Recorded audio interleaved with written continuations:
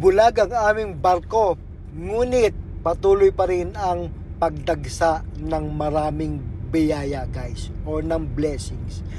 Wala kaming sonar, wala kaming pandetect ng isda sa ilalim ng dagat, ngunit patuloy tayong binebless ni Lord dahil sa ating patuloy na pagsisikap guys. Ito yung patunay, kaya panoorin nyo hanggang dulo mga kasimang isda, at makikita nyo kung paano nahuli itong ganitong karaming isda, tuniladang isda na nahuhuli natin kahit tayo ay bulag. Sabi nga na ang hirap mamalakaya sa ganitong lugar kapag ikaw ay walang mata sa ilalim ng iyong barko o tinatawag na sonar guys. Magandang umaga.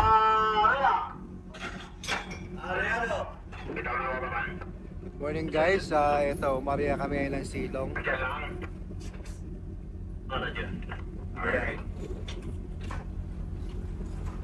Dilim na naman guys. Dark mode tayo, dark mode. Yun, nabibitaw lang guys.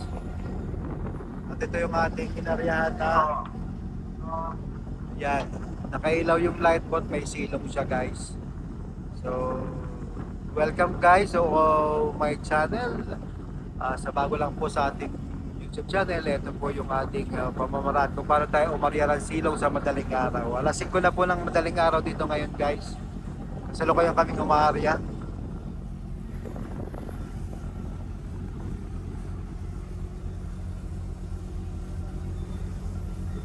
Pagkasilong guys, ganitong kadilim. Flashlight lang ginagamit ng ating maestro dito. At yan ay inaarihan yung nasa tapat ng light boat na silong guys. Kasalukuyan na kaming umiikot ngayon.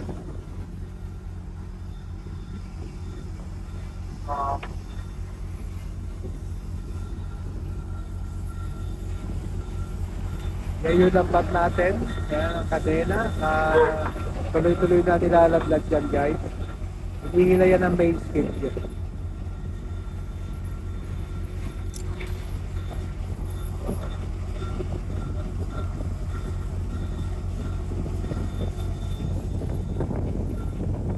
Nandiyan yung ating nandiyan yung ating light boat at saka yung bass craft.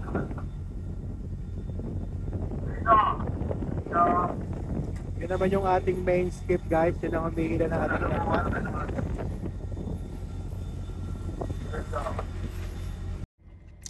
Sa ganitong pagkakataon guys, tulad nga ng mga nasabi ko dun sa mga nakaraang videos natin, pagka umaarya tayo ng silong guys, ginagamitan natin ng sonar yan, na kung saan ito yung nakakadetermine kung nasaan ang posisyon ng isda, kung anong lalim nito, kung ganong karami, kung anong movement, kung saan direksyon, at kung ganong kalalim guys. So ngayon helpless tayo kasi wala tayong sonar, nasira yung dalawang sonar natin, which is napakamahal guys. At ang pagkakasabi sa atin, ang isang sonar ay nagkakahalaga ng 12 million pesos guys. So ngayon, pag umari kami ng silong, ang inaasahan natin ngayon yung light boat.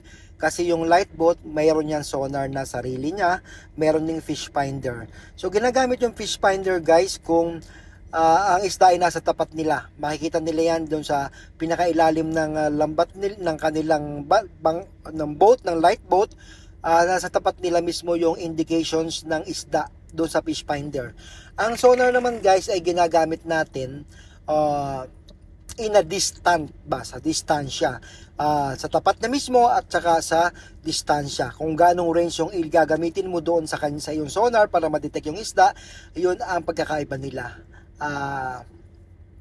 Mas maganda yung sonar guys kasi yung palibot mismo ng light boat, kita niya kung saan nakaposisyon ng isda, kung gumagalaw ba ito, kung lumalayo o lumalapit sa kanya, kung may volume, or kung masasabi rin niya na ang isda ay malalaki or may halong dilis guys. Sa fish finder ganun din. Sa fish finder makikita yung isda sa ilalim, sa tapat mismo lang, hanggang sa tapat lang yon. At ang masasabi din doon, makikita din doon sa fish finder kung maliliit ba yung nasa tapat na isda niya, or maring galunggong or dilis, or mga tuna. Yun guys. So, pinaliwanag ko ulit ito para doon sa mga kabatiran ng ating mga bagong subscribers sa ating YouTube channel.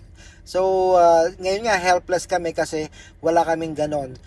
Kung malayo yung ating light boat, hindi natin maaarihan ng maganda ang silong guys. Kasi pagka wala kaming light boat na ginagamit, yung skip lawagan or maliit nating skip boat na tagahila ng pataw natin, yun doon, may ilaw yon sa tapat lamang nun, which is napaka short distance lang, nasa tapat lang niya talaga yung isda. Unlike sa light boat, medyo malaki-laki ng konti, yung malaki yung light boat, so yung ilaw niya medyo may konting kalat. So mas maganda ang hatak or ma-attract ang isda sa ng light boat, unlike dun sa talagang napakaliit na skip boat natin guys. So ngayon malapit nang maubos yung ating lambat, malalaglag na yung tustusan guys. So ayan po guys, kung i-imagine nyo dun sa ating mga daytime drive guys, ganun lang din proseso yan guys. Ang pagkakaiba nga lang, madilim tayo. At ang mapapansin nyo dito, laging boses lang ng fishing master at saka yung kausap niya sa radyo, yung kapitan ng light boat guys, ang nag-uusap at ina-update kung nasaan yung posisyon ng isda. So yun po ang nangyayari dito pagka silong ang ating inaariyahan. Unlike doon sa kawan na hinahabol natin yung isda at tinutugis natin yun hanggang sa makulong, dito naman po ay tinatarget lang yan. Main skip guys, malapit na kami. Papansin nyo rin guys, maririnig nyo yung boses ng ating shipmate na nagsasabi ng speed ng barko habang lumalapit ito sa main skip. Kasi pagka mabilis pa rin ang approach or movement ng forward movement ng ating barko palapit dun sa skip, maaaring lumampas siya or hindi magkaabutan yung kable kung short, or delikado kung mabilis pa ang takbo kasi lalampas at lalampas doon, baka hindi magkaabutan ng kable yan para maihagis dito at nang sa ganon may connect sa ating main winch guys. So pagka ganito talagang yung constant communication at saka yung sinatawag na tama yung pagkukomand mo doon sa yung opisyal ang dapat na ginagawa ng opisyal mo. Pag sinabing liko kaliwa, liko kaliwa. Pag sinabing para, pag sinabing puko, meaning slow down yon guys. So dito yung since madilim talaga, talagang limited yung visual mo kung wala ka talaga makikitang ilaw na nandyan. So bakit kailangan madilim yung silong? Kasi sabi nga, kailangan maipon yung isda doon sa ilalim or doon sa malapit sa light boat nang sa ganun makulong ito. Unlike guys sa kawan, kasi ang kawan is moving talaga, nagpapahabol yan na parang nasa wild talaga, na once makarinig yan guys ng ingay ay talagang tatakbo at tatakbo yun. I mean, lalangoy ng mas mabilis or sisisid ang isda. Unlike dito guys, kahit mamaingay yan, basta nandun sila sa tapat ng ilaw na kung saan na-attract sila dun sa ilaw ng light boat, doon lang sila mag-maintain, nag-stay para compact sila. Mas maganda kasing arihan guys yung silong kasi compact lang sila, hindi sila masyadong gumagalaw o lumalayo. At talagang doon sila na-attract sa ilaw ng light boat. At the same time, yun nga po, doon sa usually pagka minsan napakaraming dilis doon sa tapat ng light boat, kaya doon nag-i-stay ang ating mga isdang hinuhuli. Kaya compact lang sila, hindi sila ganong kalat. Kaya kung makikita nyo ang ating barko, lahat patay ang ilaw. May ilang flashlights lang yung ginagamit dyan para to check kung yung mga magko-connect, maghahagis dyan. Kaya katulad dyan, inihagis na yung lubid para i-connect doon sa kanilang kable din para mabira na ng main winch guys. So yan naman po ay nakikita nyo sa aking daytime na vlog guys. So parang ganun lang din yan.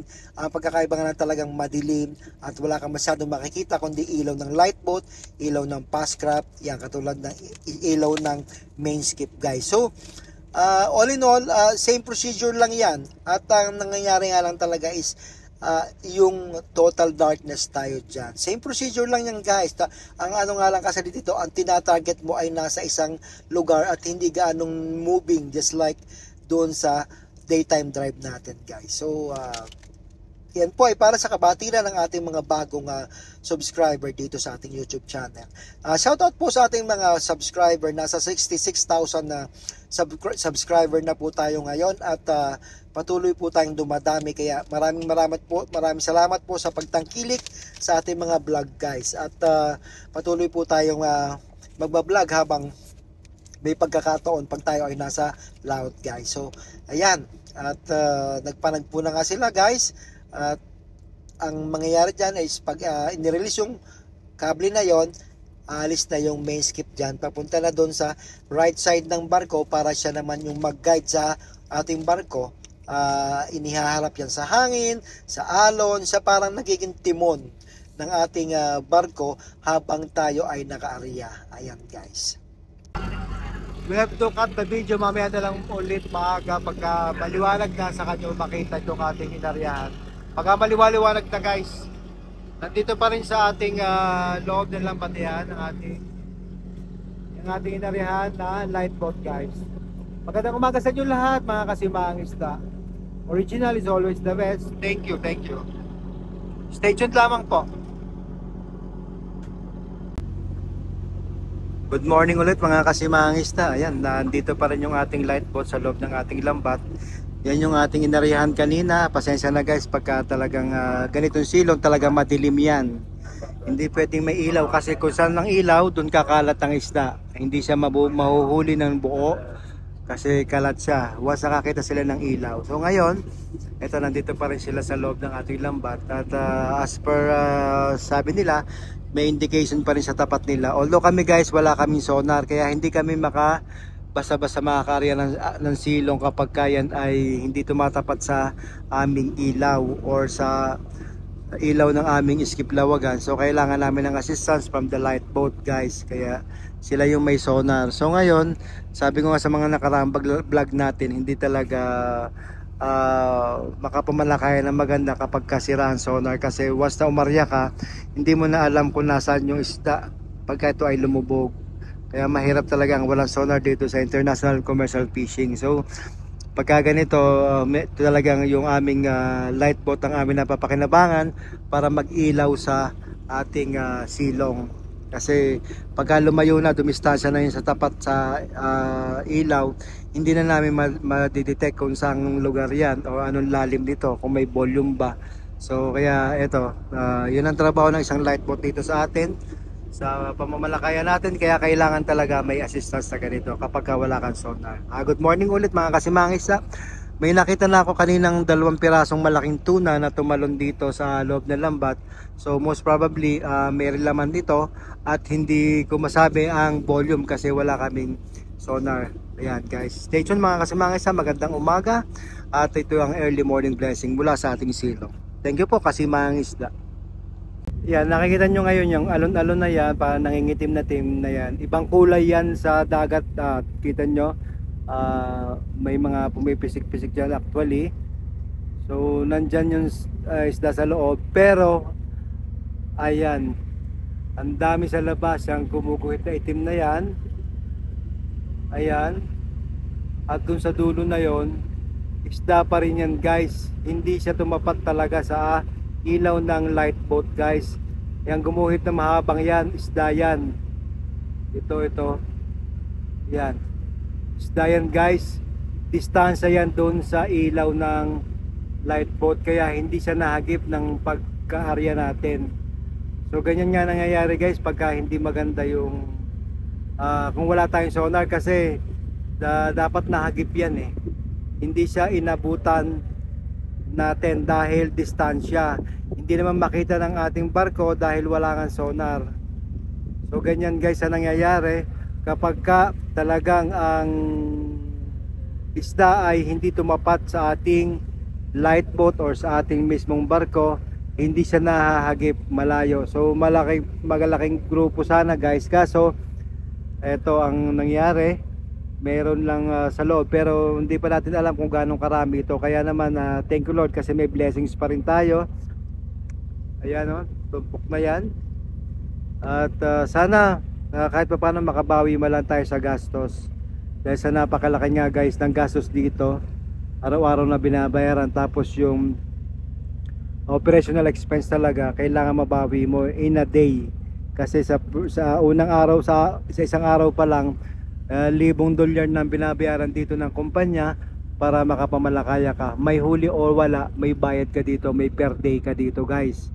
Ayan, kaya pinapaliwanag ko sa inyo kasi nagsasabi na kami daw ang napakalaki ng kinikita. Pagka maganda guys ang huli, yun, medyo nakakabawi-bawi naman. Pero pagka talagang hindi magpahuli ang isda, kahit tatlong arya mo na sa maghapon, talagang sayang na naman. So kaya yan, kinukwento ko sa inyo dahil yun po yung totoo na aming pinagdadaanan dito. Kaya no, kita nyo ang haba-haba niyan, puro isda po yan. Yang nangingitim na yan, yan may ibon-ibon na yan, no, pa isa-isa. So maaga pa, nasa labas na sila, hindi na sila sasakop ng ating lambat. Kaya baka sakali mamaya ulit. Ayan guys, good morning sa inyo mga kasimahang isda. Oh, papalibutan kami dito. Yan, puro isda yan guys. Di pumuputi-puti na. Yan oh. Kaya ganito po ang laban dito. Kailangan dapat makahuli ka in a day para makabawi sa operational expense. Magandang umaga ulit at magsisimula na sila maya-maya ng pagpa-power block para maiangat yung lambat. It will take about 2 hours para maiangat yung lambat. Pagka may huli, naabot yan ng 3 to 4 hours. Yan po, paulit-ulit po ako sa mga ganyang idea para doon sa mga kaka-switch on lang or subscribe lang sa ating YouTube channel ay may idea na po kayo. Ayan. Dito po ito sa Papua New Guinea International Commercial Fishing po kami. Wala po kami sa Pilipinas. Magandang umaga po sa inyong lahat. God bless everyone. Keep safe. Ayan. Tabayan natin yung huli natin mamaya. Maraming salamat. So nakita nyo guys, ito yung senior die. Medyo pumara sila ngayon. Tumigil yung pagbibira ng kable. Yan, hindi pa nakakangat yung stop ring kasi nagkaroon ng problema yung ating hydraulic. So pagka ganyan may problema hydraulic, pumapara muna yan. Pero to make sure na medyo makipot na or makipot na yung lambat at malapit na itong mag-zipper. So kaya nilalagyan niya ng senior die para hindi lumapit kasi medyo may buka pa dito sa ilalim natin na lambat. Baka sumugod ang isda dito kaya baka mawala yan dyang isda.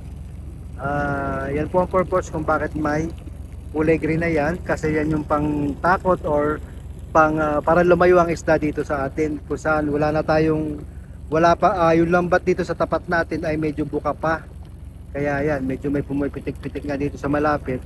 So baka kasi ang attitude ng isda, once may makalusot dyan na ilang piraso, sunod-sunod na po yan hanggang sa maubos ang laman ng lambat.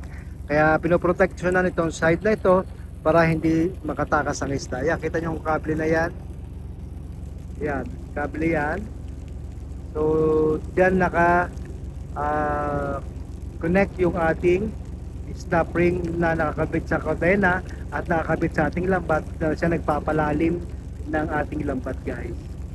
So kaya ganyan, may senior die dito para hindi makatakas ang isda kasi hindi pa nakakaangat talaga totally ang lambat natin. Thank you po, good morning. Ito guys, yung sinasabi ko sa inyo is na stop ring nakakonect sa kadena. At ang kadena naman yan ay nakakonect sa ating lambat para ito ay mapalalim, para makayod or masakop lahat yung isdang inaaryan. Snap ring po ang tawag dyan. Yan, 100 plus pieces po yan. So almost 1 kilometer yung ating lambat, kaya ganyan kadami yan. So kung ganong kahaba yung ating lambat, yan po yung mga connections nila para mapalalim ang ating lambat.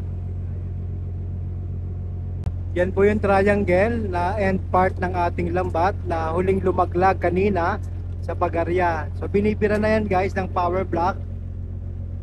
Ayan. Yan yung ating power block, yung umiikot na yan.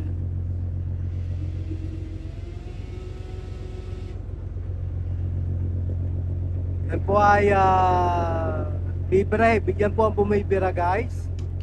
Yan yung ating lambat.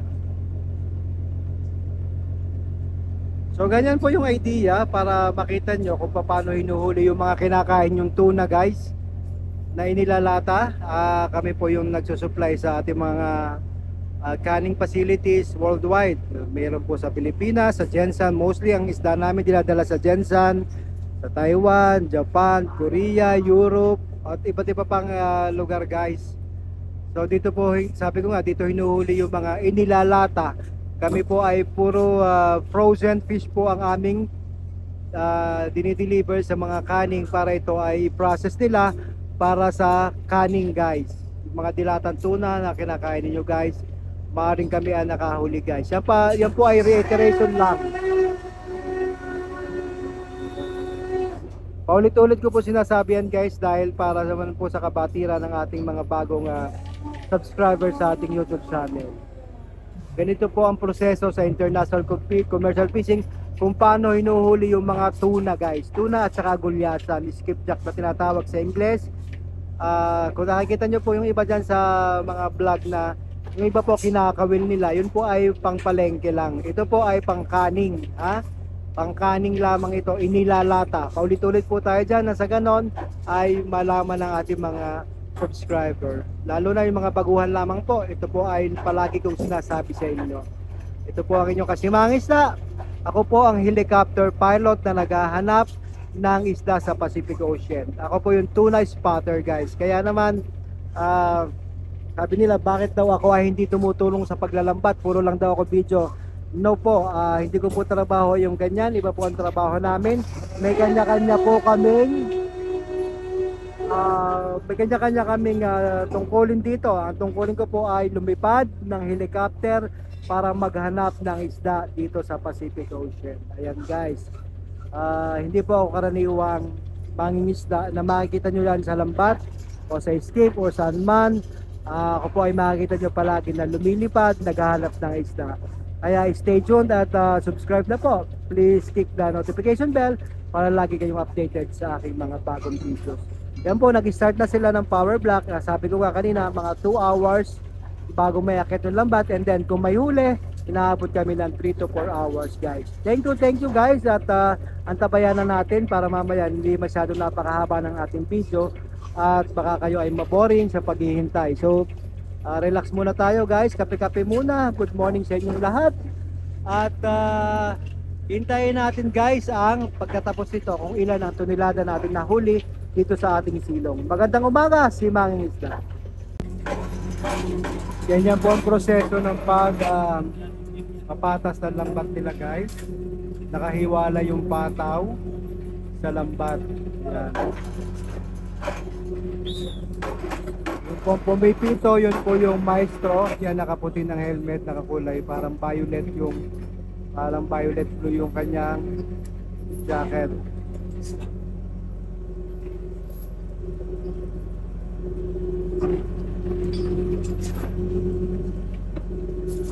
Mabigat-bigat din yan guys pagka pinapatas-patas nila, lalo na sa may pataw na yun. May tinga na agad guys. Tinga yellow pin. May yellow pin agad na ebidensya. Ayan, tatanggal ni maestro.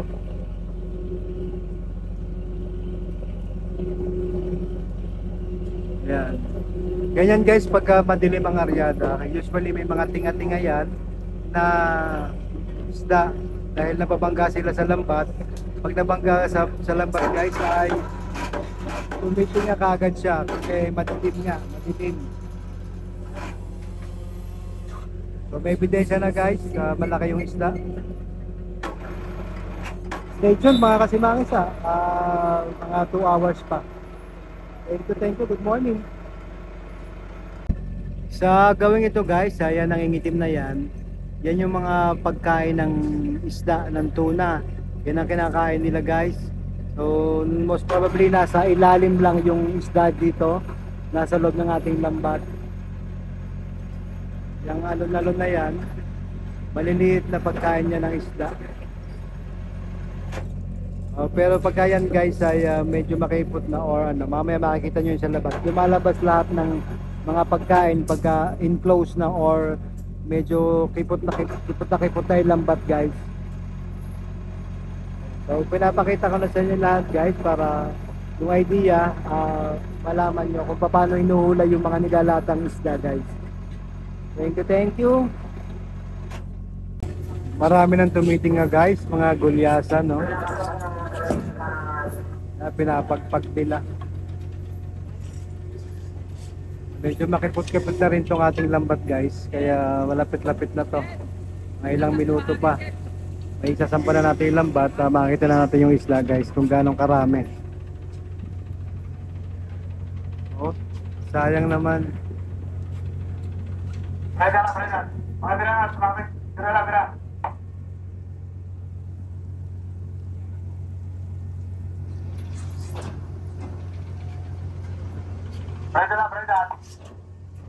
Halo ng skipjack, yellowfin, tsaka tuna guys.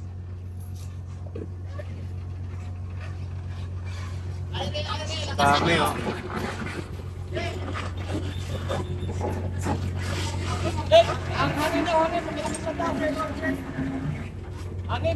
Tuloy-tuloy ganyan guys pagka ang isla tumitinga na. Hindi na pwedeng kuhanin isa-isa pagka mga ganyan, pero pagka mga tuna, dami oh. Pagpag.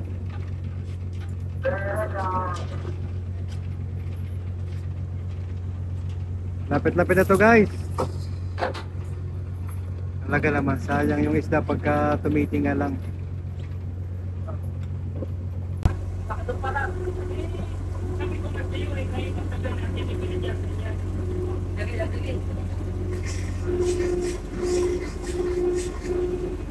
Marami.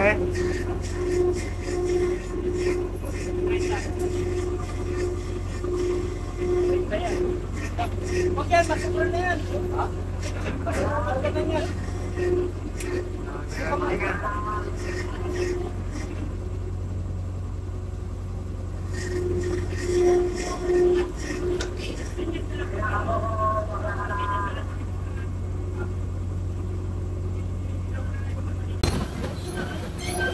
Tumalo na ang diver guys, titingnan ulit ang loob ng ating lambat guys.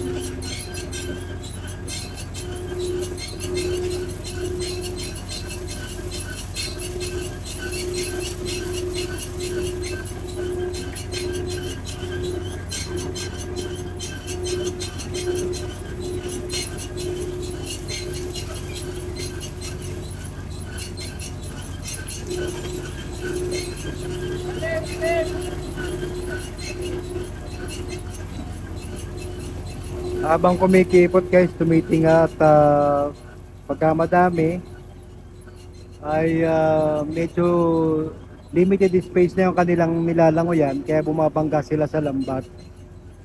Kaya pagka bumangga sa lambat, usually tumitinga na sila. Mabilis mamatay yung gulyasan guys. Tulad nga na sinasabi ko palagi, mabilis mamatay yung gulyasan. Yung mga yellowfin tsaka tuna, medyo may matagal-tagal yan. Kaya usually pag makikita nyo pag sinasalok yan ay palaging maraming buhay na yellowfin. Yung mga gulyasan ay nasa ilalim lamang at nasisiksik sila doon, namamatay. Bumibigat yung lambat natin kaya umuunat yan. Pagka unat na unat yung lambat doon sa bandang pupa guys, ayan ay maraming laman sa loob ng lambat. So malapit-lapit na guys, malapit-lapit na. Yung kumikintab guys sa ilalim isda na. Lumay.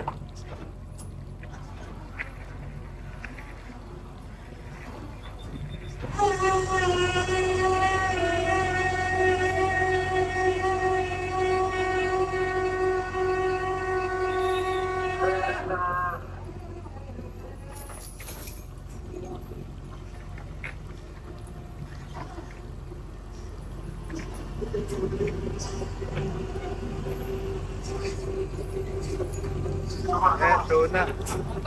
May tunang isa. Ayan.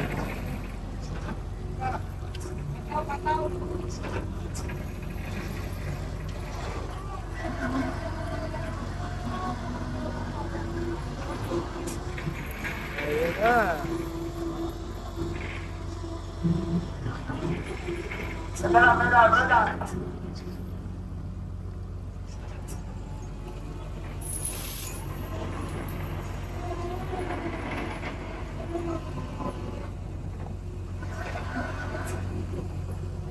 naisampa na lahat guys ang lambat.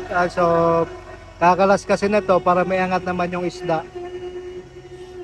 Kaya kumikintab na yan, oh. Yan, nagkakagulo na sila sa loob. Mga yellowfin tuna.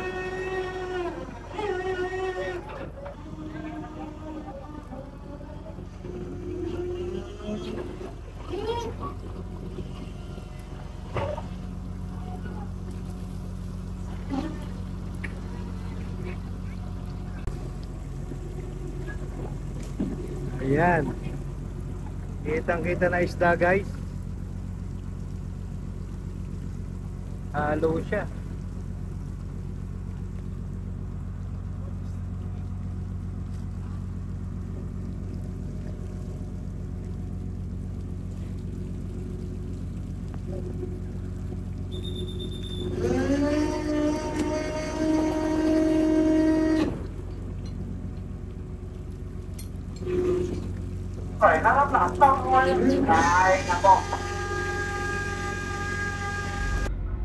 Kahit nga bulag guys ang aming barko, hindi namin nakikita ang isda sa ilalim ng aming inarya. Pag ito'y lumubog na, meaning bulag dahil wala kaming sonar guys, which is napalaking tulong sa amin sa pangamalakaya dito sa international commercial fishing ang may sonar guys, dahil ito yung nakakadetect talaga ng isda kung nasaan ang posisyon nito, anong lalim, anong speed, anong distansya sa amin, anong movement, tsaka yung volume niya. So ngayon, napakalaking pasasalamat namin kay Lord dahil binibiyayaan para kami, tuloy-tuloy pa rin biyayang pinagkakalob sa amin, dumadagsa pa rin yung mga blessings na pinagkakalob niya, kahit na ganun na medyo kami ay pilay kung tutuusin dahil kulang kami sa mga equipment na isang tumutulong para maparami at mas maganda ang huli guys. So sabi nga dito, bulag ang ating barko, kaya talagang sikap-sikap tayo na magawa ng paraan kung paano tayo makakahuli, lalong-lalo na sa ganitong silong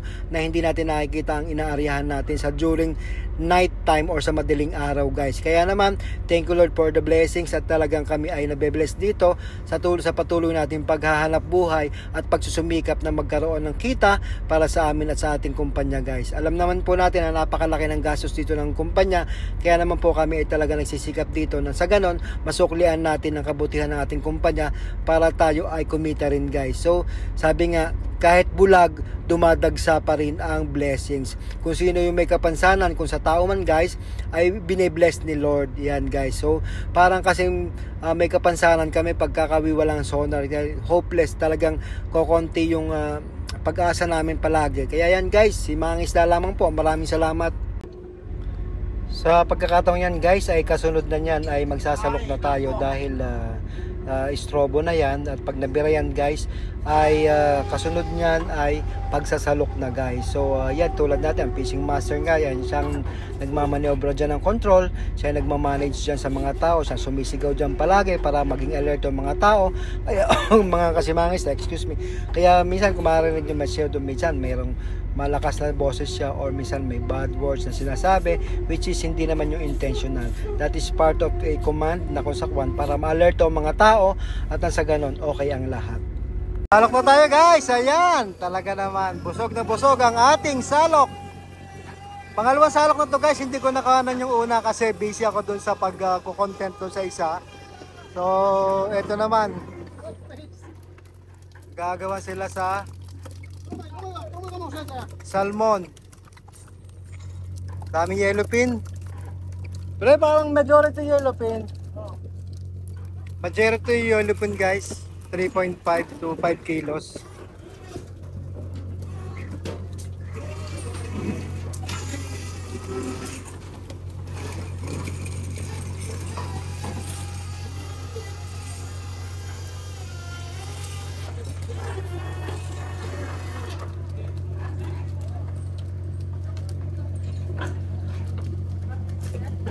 Habang nagano sila dito, nagkukulis ng ayan o, salmon.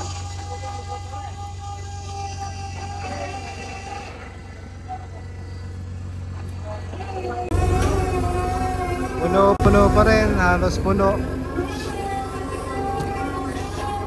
Pagka ganito guys, silong ang inarihan namin, maraming variety ng isda. Maraming sumasama na ibang klaseng isda katulad ng rumpi or barakuda.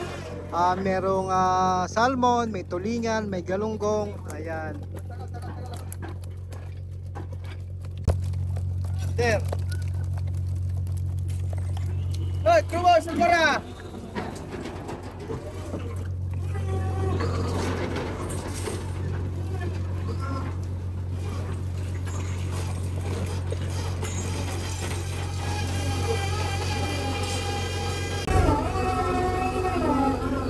Maganda-ganda pa rin ang laman ng ating ano. May nasa salok pa guys.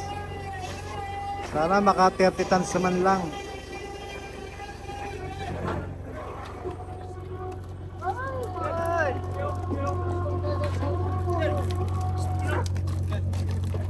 Bre.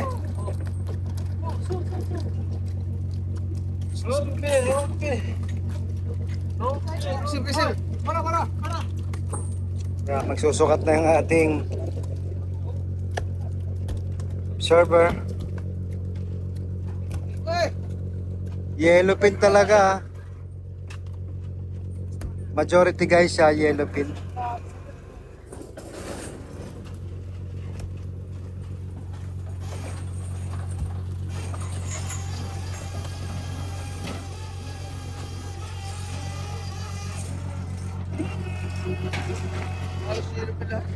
Oh.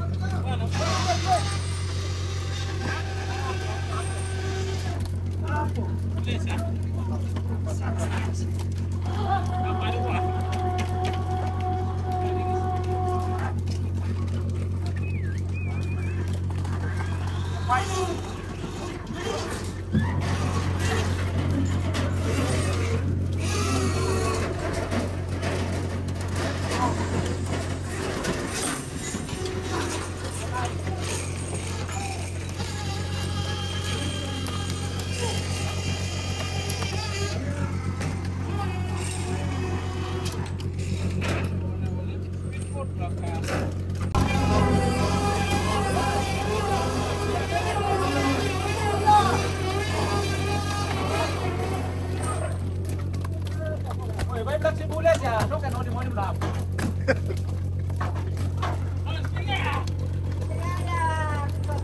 Pasik marah ini.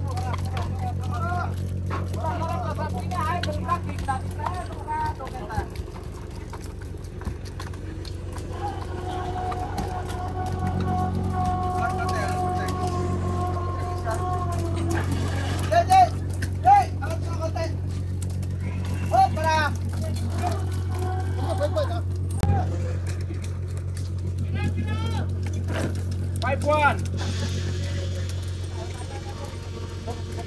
5-2.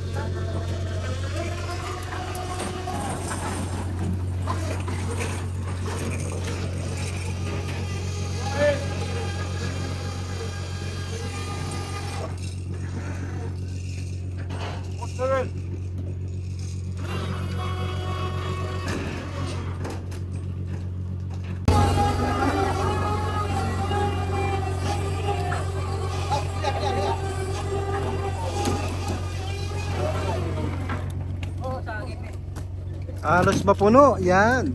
Ang lalaki ng tuna.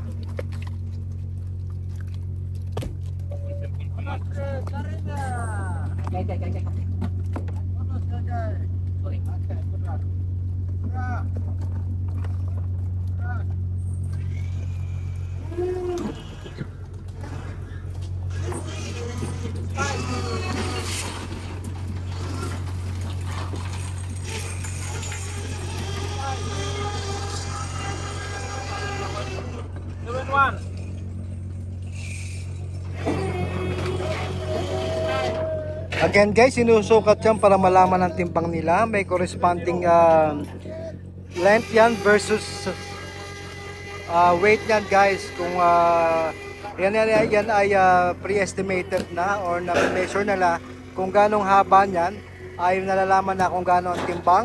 Nire-record yan ng ating fisheries observer para sa kanyang report.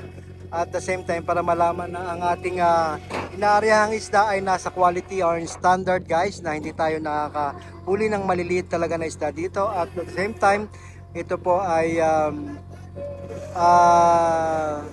nire-report sa fisheries National Fisheries Association dito guys, sa government nila, na tayo ay well organized and tayo ay nagpapalo sa kanilang policy sa bansang ito, sa Papua New Guinea, para nare-record nila na yung tinatawag nila na sustainable fishing guys, para sa susunod meron pa mahuhuli, kasi hindi naman nahuhuli yung maliliit at hindi ito naabuso ang karagatan natin guys. Tayo ay binabantayan dito ng fisheries observer ng 24/7 guys, kaya naman tayo ay masusing tumatalima sa anumang kanilang policy dito sa bansang ito. Thank you guys for watching. Shoutout po sa ating 65,000 na subscriber natin sa YouTube, at sa ating Facebook page po, nasa 595,000 na po tayo guys. Maraming salamat sa pagsuporta, at sana po patuloy nyo akong suportahan sa aking laban sa pagbablog guys. Ito po ang kanyang kasimihang isda guys, isang Batanggenyo, helicopter pilot po, military pilot from the Philippine Air Force. Bago po ako nag-join dito bilang mangingisda, ako po ay isang military pilot po, helicopter pilot, military officer at the same time.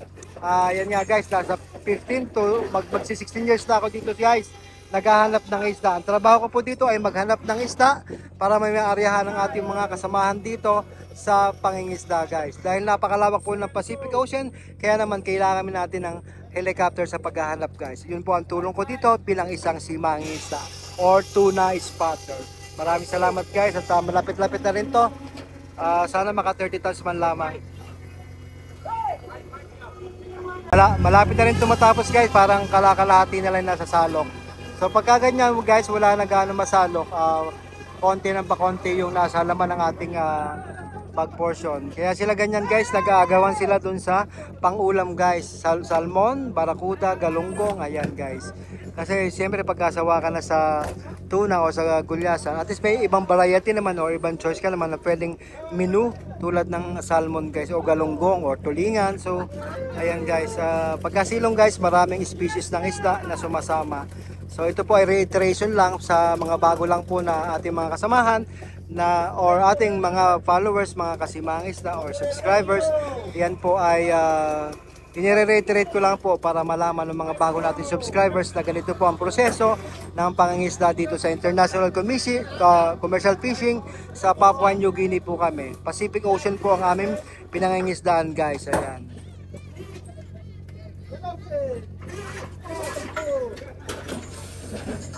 Kayo po may mga katanungan guys, just comment down below.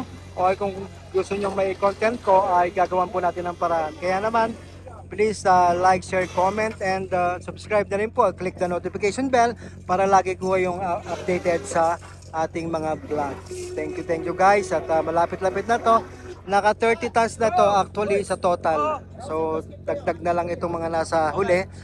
Tingnan natin ang buong katali, ang buong tali nito pagkatapos ng ating salukan guys. Malapit-lapit na ito. Stay tuned. Tapusin nito po hanggang dulo. Maraming salamat po. Yeah, may almost kalahati. Kulang-kulang kalahati pa. May nasa salok pa.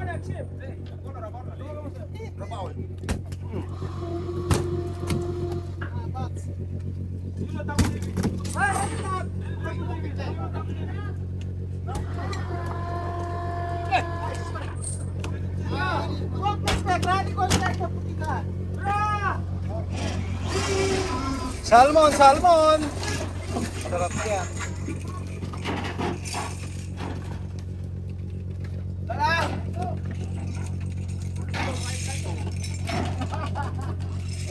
Let's go, let's go, let's go. One, go.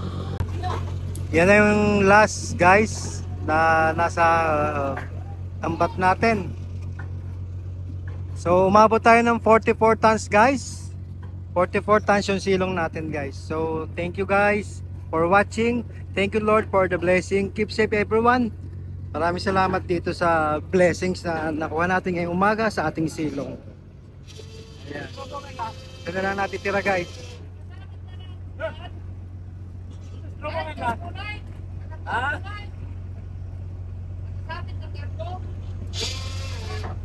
Para ko na.